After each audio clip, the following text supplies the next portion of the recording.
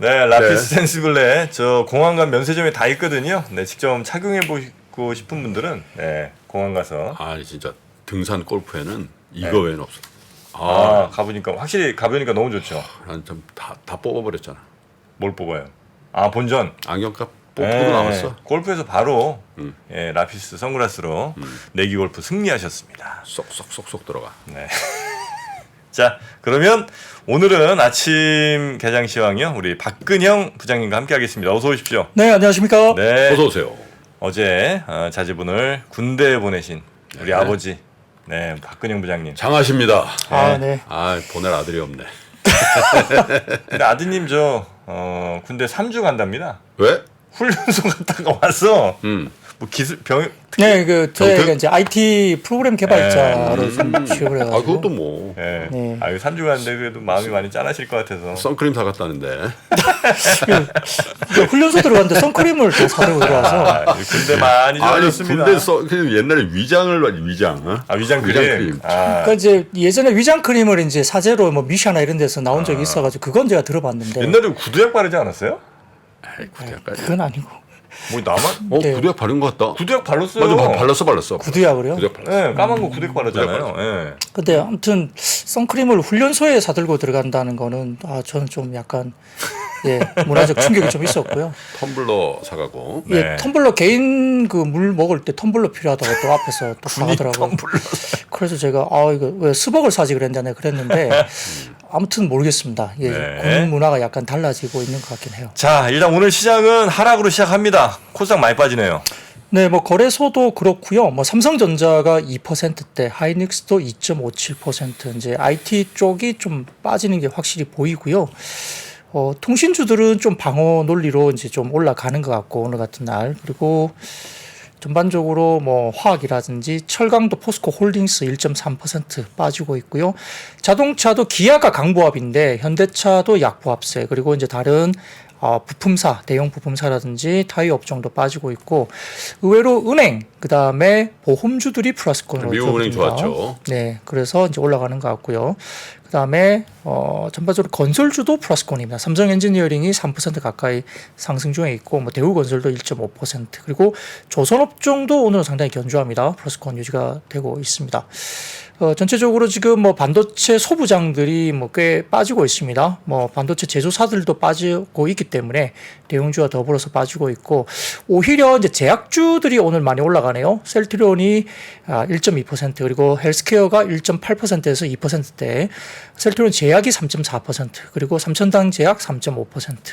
이렇게 올라갑니다. 어제 존슨앤존슨이 상당히 실적 가이던스가 굉장히 좋게 나왔습니다. 네. 존슨앤존슨이 어제 그렇게 나오면서 6%대 올라왔기 때문에 최근에 그 나스닥 대비해서 지금 제약바이오가 워낙 거꾸로 빠졌던, 원래 안 좋았죠. 네, 워낙 빠졌던 상황이기 때문에 일부 좀 제약바이오의 반등이 나오나라는 조심스러운 전망도 나왔습니다만 연속성은 좀 지켜봐야 되겠습니다. 근데 역시 이제 뭐 반도체라든지 다른 2차 전지, 뭐 테슬라 이쪽이 많이 빠지니까 이제 제약바이오 쪽에 약간 뭐랄까 싸 보이는 그런 상황이 생기면서 존슨앤존슨 등과 같은 국내 업체들의 뭐 해외 업체들 마찬가지로 실적단이 좀 좋다 이렇게 확인이 된다고 하면 아마 수급이 단기적으로 좀 들어올 가능성도 있습니다. 국내 같은 경우는 한미약품그룹이라든지 그 다음에 삼성바이오로직스라든지 유한양 이런 바이오 쪽 종목들은 괜찮네요. 바이오 쪽의 실적이 좋을 것으로 예상되고 있거든요. 그래서 다소 조금 수급적인 흐름들이 좀 지켜봐줘야 되는 부분일 것 같고요. 네. 그래도 뭐 부품주들 여러 가지 부분도 좀 별로 좋지 못하고, 오히려 화장품은 괜찮네요. 아모레퍼시픽, LG생활건강, 한국콜막, 코스맥스 이런 종목들도 좋은데요. 최근에 이제 한국의 ODM사들은 뭐 인디 브랜드의 약진 때문에 좋죠, 상당히 좀 그런데. 실적이 좋을 것이다 이야기 나오면서 ODM사 관련된 쪽도 그렇고 중소형 색조 브랜드도 이제 반등이 나와야 된다는 이야기들이 많이 나오고 있습니다. 역시 말씀드렸던 뭐 한미약품인 한미사이언스도 1%대 중후반 정도 올라가고 있는 모습이고요. 뭐 CGV가 이제 실적이 좀 나오면서 뭐 흑자 전환 때문에 이제 올라가고 있는데 좀 뭐 수급적인 부담이 역시 있는 부분이고 재무적인 부담이 있기 때문에 이건 좀 지켜봐야 될 것 같습니다. 뭐 그 외에도 일부 이제 진성 TC라든지 이런 종목들도 조금 플러스권으로 되고 있고요. 2차 전지 뭐 소재주 관련해서는 뭐 좀 안 좋죠. LNF, 에코프로 BM, 포스코 퓨처엠 등 한 2에서 3%대 좀 빠지고 있습니다.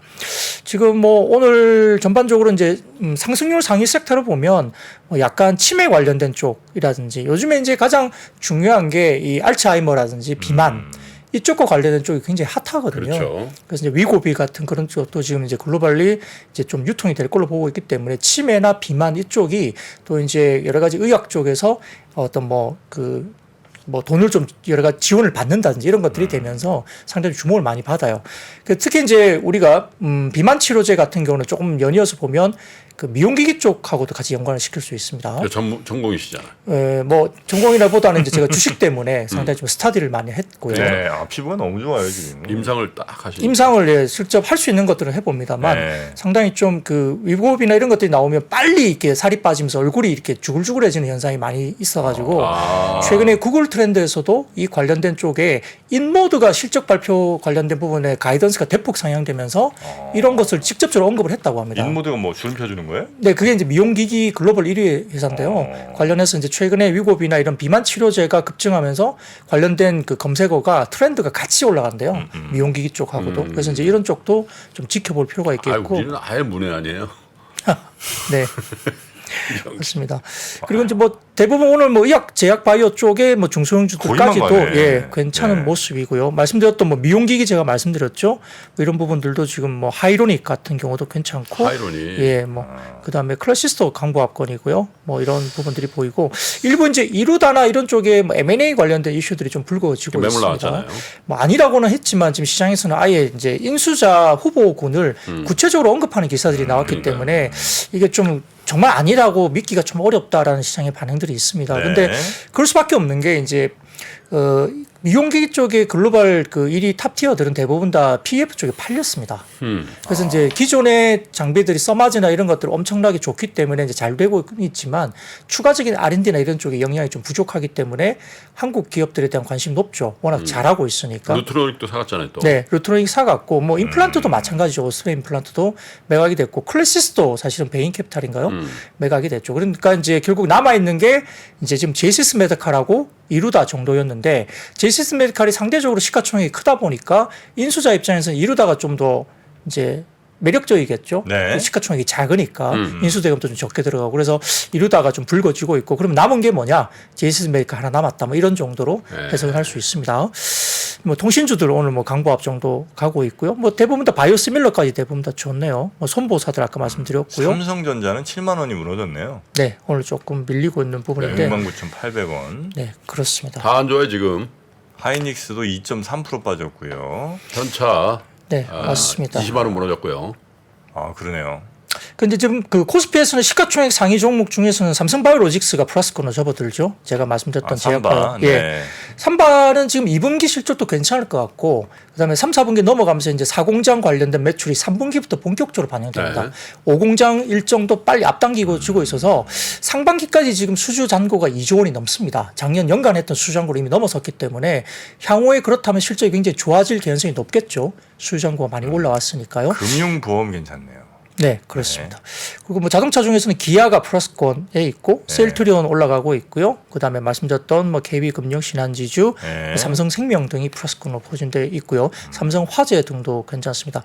코스닥 쪽의 시가총액 중에서는 셀트리온 헬스케어 뭐 시가총액 3위 기업인데 1.8% 2% 정도 올라가고 있고 JYP엔터 역시 이제 900원 정도 올라가면서 강보합 가고 있는데 뭐 JYP엔터도 탄탄하게 올라가는 회사이죠. 그리고 셀트리온 제약도 제약이? 예, 4% 정도 올라가고 있고 네. 케어젠 이 부분도 올라가고 있고요. 케어젠. 알테오젠 뭐 이렇게 올라가고 있고요. 젠 좋군요. 네, 아, 그렇습니다. 성일 하이텍만 한 5% 가까이 오르고 있군요. 네, 최근에 이제 2차 전지 셀 업체하고 양극재 쪽이 너무 많이 올랐다. 그래서 이제 그 다음은 폐배터리다 이런 폐배터리. 이야기가 나오거든요. 뭐 그래서 폐배터리 쪽이 최근에 뭐 세비캠, 성일 하이텍 이런 쪽도 주목을 많이 받고 있고요. 2차 전지 장비주들도 꽤 괜찮았어요. 최근에 하나기술, 네. 뭐 이런 쪽, 뭐 PNT 이런 쪽도 마찬가지고, 네. 뭐 CIS 이런 쪽도 장비주들도 움직였기 때문에 이제 폐배터리로 약간 좀 순환이 되는 모습도 약간 나오고 있는 것 같습니다. 한호도 좋네, 한호. 네, 한호가 뭐예요? 하나오션. 네, 조선주들 아까 네. 말씀드렸죠. 아, 그리고 에크프로 HN이 지금 8%. 네. 올랐어? 네. 다른 에코프로 형제들은 하락인데 3%뭐 이렇게 하락인데 어제부터 오르기 시작하는구나. 에코프로 HN만 지금 한 8% 올라가고 있습니다. 자, 요 정도 일단 장 분위기 좀 보고요. 오늘 뭐 혹시 리포트라든지 네. 있을까요? 네. 우선 이제 장이 어제 좀 대형주 위주로 미국 장이 안 좋았기 때문에 우려가 많으실 것 같은데요. 이와 관련된 그 신영증권의 박소연 연구원의 그 코멘트들이 있었습니다. 그래서 어제 미국 기술주 급락에 대한 어떤 요인 정리 세 가지 요인을 이제 말씀을 주셨는데요. 첫 번째로는 이제 테슬라나 넷플릭스, TSMC의 실적 실망감이 좀 우선은 자리 잡고 있다는 건데 테슬라와 넷플릭스가 뭐 예상치 상회하는 실적이 나오긴 했지만 세부 내용을 보면 다소 좀 폭발적인 성장이라 보기에는 좀 어려운 측면이 많아서 일부 차익 실현이 강화됐다는 점입니다. 예. TSMC 같은 경우는 2분기 순이익이 예상치에는 상회를 했지만 전년비로는 23% 오히려 감소를 한 거고요. AI 관련 수요 증가세가 관찰되고 있지만 이 경기 사이클 하락을 완충하기에는 뭐 not enough 역부족이다라고 발언을 한 것 같습니다. 그리고 미국 애리조나 가동이 1년 정도 지연 가능성을 언급했다는 것이 악재였고요. 그다음에 이제 24일 이제 뭐 다음 주 월요일이죠. 나스닥 100의 특별 비중 조정에 관련된 이런 부분들의 앞둔 매물 출회가 좀 선행적으로 일어났다. 이게 아마 그 파생 쪽과 관련해서도 이게 매물 출회를 충분히 일으킬 만한 그렇죠. 요인인데 현재 나스닥 100 종목이 테크 상위 5개 종목이 43%나 차지하고 있습니다. 마이크로소프트가 12.67%, 애플이 12.04, 엔비디아가 7.36, 아마존이 6.88, 메타 플랫폼이 4.49 이렇게 높은 항목을 차지하고 있죠. 그래서 이번에 특별 비중 조정이 상위 5개에서 7개 종목의 비중을 10% 상장 줄이는 것이 목적이기 때문에 아마 수많은 ETF들이 이제 매물을 쏟아낼 가능성이 있다는 거죠. 그거에 앞서서 이제 선제적으로 좀 주가가 빠진 것이 아니냐 보는 것 같습니다. 네. 이 나스닥 100 지수와 특별 리밸런싱을 한 것은 98년도 그리고 2011년도 이어서 세 번째이기 때문에 굉장히 오랜만에 이루어지는 그때는 거죠. 어땠나요? 뭐 그때도 분위기가 별로 좀 좋았지는 않은 것 같습니다. 그래서 어제 급락한 대부분의 종목들이 이러한 시총 상위주 중심으로 급락이 나왔었고요. 그렇기 때문에 좀 움직임을 봐야 될 것 같고 그런 상황에서 실적에 대한 우려감이 있는 우려가 거고. 딱 겹치니까 그렇죠. 매수 공백이 있었군요. 네, 그리고 테슬라도 좀 이따 말씀드리겠지만 일부 좀 노이즈가 있었어요. 그래서 뭐 사이버 트럭에 대한 연기라든지 뭐 여러 가지 언급들이 구체적으로 안 나왔다든지 이런 것들도 기대감을 조금은 이제 낮추는 모습을 보입니다. 그래서 시각에서는 이제 미국 시장에서도 24일 리밸런싱이 끝나면 오히려 이런 뭐 대형 그 기술주들은 더 올라간다는 이야기도 사실 있다고 합니다. 그래서 아직까지는 긍정적인 뷰가 여전히 남아 있다 보는 것 같고요. 뭐 이런 쪽으로 일단 설명은 한 것 같습니다. 네. 또 다른 리포트 있나요?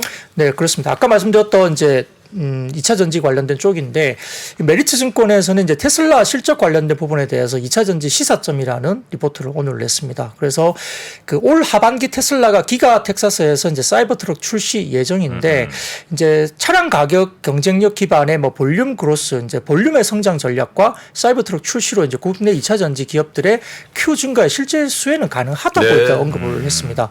이제 실적 발표에서 테슬라가 적용될 배터리 에너지 밀도가 기존 대비 또 10% 높아질 것으로 공개를 했다고 보고요. 그래서 메리츠 증권에서는 추정치 픽업 트럭에 대한 적용된 배터리 에너지 밀도가 사이버 트럭이 250kWh 그리고 F150이 190kWh 실버라도가 200kWh니까 이 사이버 트럭이 250GWh니까 상당히 에너지 밀도가 높죠. 그러니까 이런 부분에 대한 그 국내 2차 전지 기업들에 대한 Q 증가에 대한 수혜는 가능하다고 평가는 한 것 같습니다. 이제 테슬라의 볼륨 극대화 배터리 내재화 전략은 뭐 공급망, 뭐 배터리 셀이라든지 전구체, 양극재, 음극재, 뭐 분리막 등등에 대한 실질적인 Q 증가로 귀결이 될 것이다라고 긍정적인 언급을 했고요. 여기에 따라서 이제 배터리 전략과 관련된 부분에 대해서는 국내 관련된 선호주로서는 LG 에너지솔루션과 포스코 퓨처엠, LNF 등을 이제 유지하겠다라고 이제 메리츠 증권에서는 리포트를 냈습니다. 근데 이제 다소 조금 보수적인 언급도 있었는데 신한투자증권에서는 2차 전지 이제 프리뷰를 앞두고요. 글로벌 친환경제 판매가 333만 대로 증가를 했습니다. 다만 이제 중국을 제외한 미국과 유럽의 침투율 상승이 다소 좀 정체된 모습을 보인다라고 언급을 했고 미국은 최근에 북미의 로컬 OEM 판매 둔화 영향이 있었다라고 이야기를 한 것 같습니다. 주요 소재와 셀의 수출 판가는 2분기부터 전반적인 하락세이고 6월에 하락폭 하락폭이 가장 컸던 셀이 3분기까지도 구조적인 하락세가 셀 업체는 전망된다. 좀 보수적으로 본 거죠. 양극재는 상승세가 일단락되긴 했지만 그 희귀 금속 관련된 스팟가 가격 하락에 비해서는 다소 좀 완만하기 때문에 상대적으로 그래도 좀 긍정적인 평가를 했습니다. 그래서 실적과 주가는 단기 실적의 변수인 볼륨과 판가 하향세로 호실적은 좀 기대하기 약간 어려운 구간이 아닌가 좀 부정적인 이야기를 했고요. 대외 변수에도 실적 유지가 되는 삼성 SDI 또는 새 모멘텀 즉시 이제 수주라든지 이전 상장, 신기술 보유 등에 대한 업체에 집중을 하기를 원한다면서 신한투자증권에서는 하반기 북미 수주 모멘텀에 SKIET라든지 WCP 그리고 LFP 관련 밸류체인인 LNF에 관심을 유지한다라는 코멘트를 냈습니다. 네. 자, 근데 분위기가 아까 시작보다 코스닥은 조금 좋아졌습니다. 아까 한 1.5%까지 빠지다가 지금 그게 이제 1% 안쪽으로. 에코프로 그 첫째 둘째 있잖아요. 네. 그게 하락폭이 제한되고 있어요. 아, 프로랑 BM. 네. 네, 그런 것도 있고 지금 셀트리온 헬스케어하고 셀트리온 제약이 급등각이에요.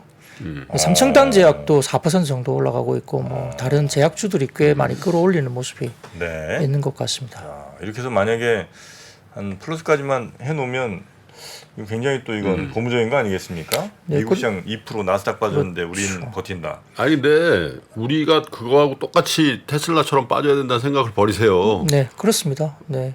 지금 우리가 뭐 그렇게 많이 올랐나? 아, 알겠습니까? 그리고 이제 의외로 지금 포스코 각오를 단단히 했었나 봐. 포스코 DX가 지금 1% 이상 올라가고 있거든요. 그 포스코 DX. DX. 예. 그러니까 이제 의외로 또 포스코 그룹주들이 굉장히 또 탄탄한 모습을 보여주고 있어서 그렇게 많이 빠지지 않을 수도 있습니다. 또 2차 전지는 수급적인 요인이 또 워낙 크잖아요. 최근에 이제 뭐 여러 가지 쇼커버나 이런 부분도 나올 수 있는 구간이기 때문에 주가 흐름에 대해서 상당히 좀 상대적으로 그래도 견조한 것 같아요. 우리 이제 상대적으로. 또 이제 그 지금 이 시세가 좋은 종목들이 다 스퀴즈 이슈들이 발생하고 있어서 네. 또 별도로 봐야 되는 부분들이 있어. 아, 그러니까 스퀴즈 이후로 또 가격이 달라졌어요. 스퀴즈 아니죠, 스퀴즈 짜낸다. 네. 비틀어서 빡 짜내는 거 스퀴즈 번트, 짠에서 번트, 홈 들어오는 거. 아, 그거 스퀴즈 번 들어가지. 그거 스퀴즈 번트잖아요. 네. 자, 그래서 짜낸다. 그런 수급적인 이유로도 또 가격이 네. 바뀔 수가 있고요. 네. 네. 됐나요? 아닙니다. 뭐 한 가지, 한 가지 한두 더. 가지 정도만 네. 짧게 말씀드리겠습니다. 근데 최근에 이제 우크라이나하고 러시아의 곡물 협정이 좀 파기되면서 지금 곡물 관련된 뉴스가 사실 좀 부담스럽습니다. 하반기에 또 인플레를 자극할 만한 뉴스가 되지 않을까라고 생각하고 있는데 다행히 유가는 움직임이 그렇게 크진 않고 있고요. 대신에 이제 지금 밀 가격이 굉장히 좀 뭐 특히 소맥 가격이 이제 좀 많이 올라갔죠. 그래서 오늘 이와 관련된 NH투자증권에서의 이제 분석 이렇게 코멘트가 있었는데 7월 19일 현지 시간 CBOT 소맥 선물 9월물 선물이 가격이 부실당 727.75센트로 전 거래일 대비 8.5% 급등했습니다. 역시 이제 밀 가격이 가장 지금 예민하게 움직입니다. 러시아의 흑해 곡물 협정 파기와 함께 우크라이나 주요 곡물 수출 항구에 대한 미사일 폭격 등이 있기 때문에 아마 협정 파기가 7월 초부터 가격이 반영된 부분이 있긴 하지만 항구에 대한 폭격이 향후에 이제 곡물 수출 제한한다는 점에서는 되게 단기 소맥 가격 변동성 확대 가능성은 네. 일단 잔존한다고 봅니다. 다만 이제 그 러시아가 우크라이나 수출 비중이 상대적으로 높은 소맥 밀 가격은 뭐 지정학적 리스크에 민감한 곡물이긴 하지만 아마 그럼에도 불구하고 소맥 시장에서 도합 약 40%를 차지하는 러시아와 EU의 소맥 수출량은 오히려 전년 대비 증가할 것으로 예상된다는 분석입니다. 이는 어떤 그 23년과 24년에 신곡 새롭게 이제 나오는 어떤 곡물 가격에 대한 생산 전망치와 러시아의 곡물 수출이 작년 대비 증가하고 있다고 이제 분석을 했고요.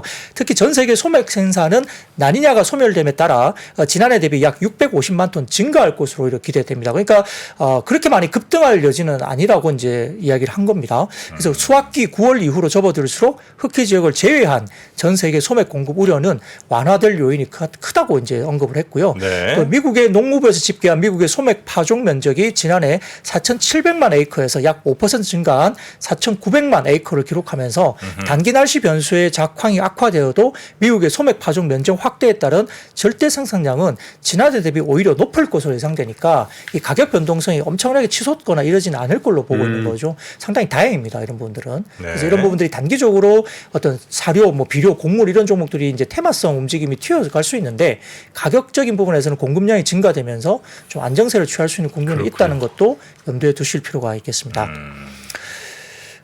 그리고 한 가지만 더 말씀드리면요. 네네. 최근에 이제 가장 이슈가 되고 있는 게 아이폰 15 출시 관련인데요. 해외 쪽에서 지금 약간 이슈가 나왔습니다. 뭐예요? 그 더 인포메이션에 따르면 베젤 크기의 감소로 디스플레이에 문제가 발생해서 애플이 아이폰 15 프로와 아이폰 15 프로 맥스에 대한 생산 문제에 직면했다. 사실 어제 오후 늦게는 아이폰 15가 출시가 지연될 것이라는 해외 뉴스가 나왔기 때문에 좀 악재로 작용을 했었는데요. 그와 더불어서 오늘 아침에 해외 쪽에서 나온 이야기는 아이폰 15 프로와 아이폰 15 프로 맥스에 대한 생산 문제가 구체적으로 언급이 됐습니다. 네. 이것은 이제 원인이 뭐냐면 디스플레이 공급사들이 베젤 크기를 줄이기 위해서 새로운 디스플레이 제조 공정 LIPO 공정을 사용했는데 네. 이 중에 좀 아쉽게도 국내 LG 디스플레이가 만든 디스플레이에서 문제가 발생했다고 확인이 됐습니다. 아하. 그래서 이제 LG 디스플레이의 디스플레이가 금속 쉘에 융합되는 과정에서 네. 신뢰성 테스트에 좀 실패한 것으로 확인이 됐다고 메리츠 증권에서 언급을 했고요.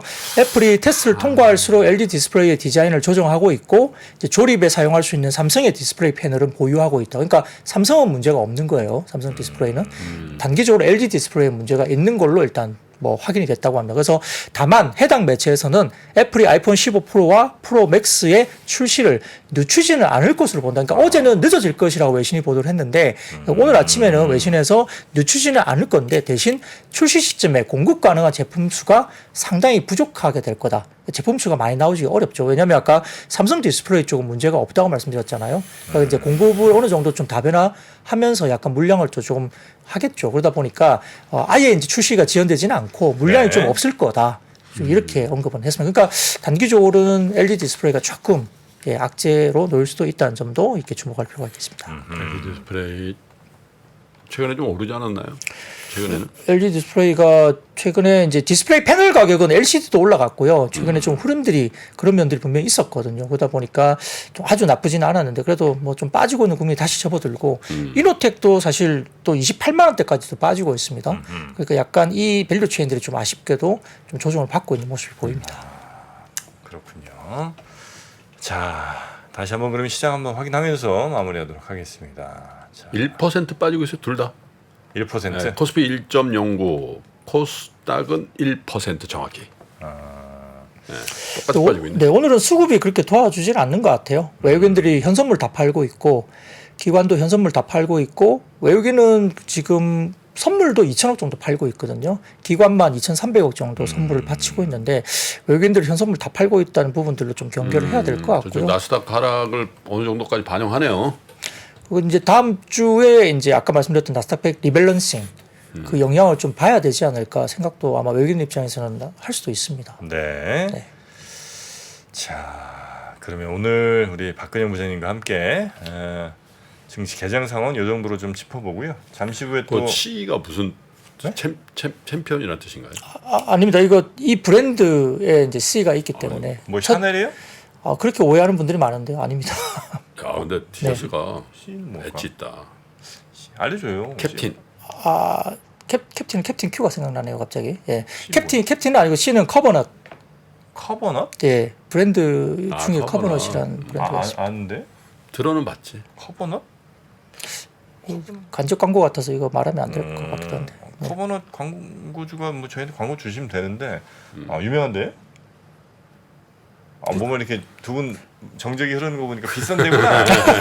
비싼 데구나. 저는 잘 모릅니다. 저는 이제 말씀드리지만 저는 주는 대로 입어요. 집사람이 골라주면 입고 아침에 내놓으면 그대로 입고 들어옵니다. 이게 화장도 저 재수 씨가 해줘요?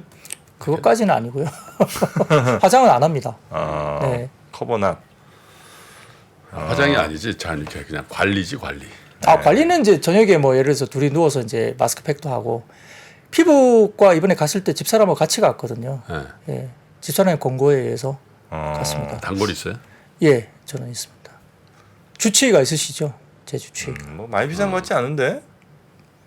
커버넛. 명품 아닙니다. 명품 아니에요. 예. 그러네요. 예. 야, 오늘 주가 좀 더 빠진다 지금. 갑자기요? 자, 그러면 잠시 후에는 저 우리 류종우 기자가 음. 그 아까 말씀하셨던 전기차 판매 급감 이거 진짜 어디까지가 팩트냐? 요걸 좀 밝혀주신다고 합니다. 자동차. 네, 지금 뭐 보조금이 남아 돈다는데 진짜 얼마나 안 팔리는 거냐? 그 얘기를 좀 체크해 주신다고 하니까 그 얘기는 잠시 후에 지켜보시면 되겠고요. 우리 박근영 부장님, 네. 오늘 또 아침에 이렇게 또 고생해 주셔서 감사하고요. 네. 저녁에 또 오늘도 품격 있는 마감 방송을 준비하고 아유 있습니다. 고맙습니다. 네. 박근영 부장님 대단히 고맙습니다. 네, 감사합니다. 감사합니다. 아시아 외환위기 이후에 글로벌 경기가 안 좋아질 것 같으니까 미국이 금리 인상을 천천히 하게 되거든요. 근데 이때 IT 관련 산업이 굉장히 빠르게 성장을 하는데 금리 인상이 생각보다 늦다 보니까 이게 무엇을 만들게 되냐면 닷컴 버블을 만들게 됩니다. 외환 위기부터 닷컴 버블, 금융 위기, 인플레이션의 부활까지 대한민국 최고의 거시경제 전문가 오건영의 경제 이야기를 서점에서 만나보십시오.